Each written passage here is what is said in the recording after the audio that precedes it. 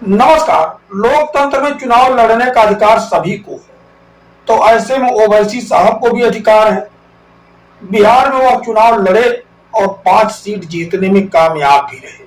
5 seat तो ओवैसी साहब जीते, लेकिन इसी के साथ ही उन्होंने महागठबंधन का खेला खराब करने में कोई कोर और कसर नहीं छोड़ा, क्योंकि कई सीटों पर उनके प्रत्याशियों ने महागठबंधन के ही प्रत्याशियों के वोट काटने का कार्य किया।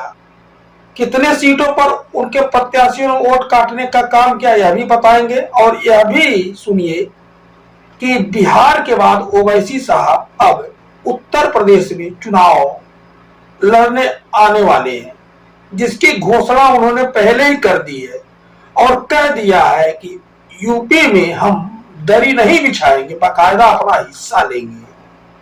तो ऐसे में उत्तर प्रदेश में कितने सीटों पर जो है असरदार हैं ओवैसी साहब, इसके बारे में भी चर्चा करेंगे। बिहार की 31 विधानसभा सीटों पर मुस्लिम आबादी 25% से अधिक है और 25 विधानसभा सीटों पर मुस्लिम आबादी 20% से अधिक होने के नाते एआईएमआईएम का बिहार विधानसभा चुनाव में जीतकर हौसला बुलंद है और आप समझ सकते हैं जो सीटें बची उतना पर उन्होंने नुकसान किया ही।